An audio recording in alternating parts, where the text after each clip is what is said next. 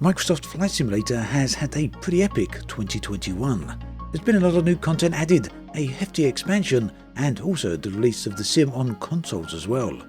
Meanwhile, there's a few new things to talk about to carry us to the end of the year. Sim Update 8 then will be arriving in January. This update is pretty interesting because it will be the first, or at least one of the first, that doesn't contain any new content or features. Instead, Update 8 is purely focused on bug fixes, and yes, that is most certainly needed at this point. In a moment, I'll take a look at a few of the bugs and the issues that we know are being marked for fixing in Sim Update 8. Before we get to that though, I want to touch on a couple of other subjects.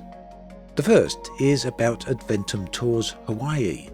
This is a new product released for Microsoft Flight Simulator by third-party developers Adventum Simulations. In fact, this is their first product. It's something that I want to take a closer look at during my time off over Christmas, and I'll report back to you all either next week or early in the new year. Essentially then, the concept here is to provide simmers with a tour guide around Hawaii. Adventum claim that these are based on authentic real-world tours, which will impart information on Hawaii's history, culture, and geography, all revealed as you fly over various locations. Further, the product also contains 24 missions that allow you to fly various routes. It sounds like these kind of work similar to bush missions then. Anyway, on the surface at least, this sounds like something that I will find really interesting, so I'm pretty keen to check this out. More information can be found in the video description, and I will post a full video on this one once I've taken a closer look. Elsewhere in the third-party developer world, the well-respected PMDG plane, the DC6, has hit a pretty huge snag on the Xbox. Now, as has been revealed previously, the DC6 has been hugely popular. Whilst there's no sales numbers, PMDG themselves have said that it's among their biggest ever sellers, stating that the DC6 sold more copies on Microsoft Flight Simulators during its launch in the first few hours than it sold on all the previous sims combined.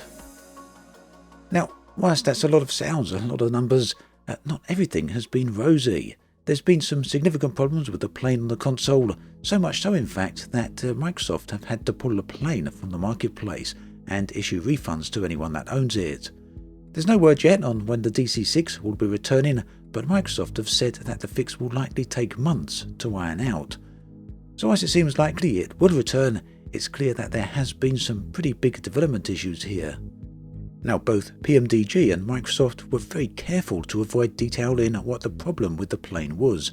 However, from release, numerous forum posts stated that it was impossible to press any buttons and switches on the DC6 when on console, so I assume that this is at least a part of the problem.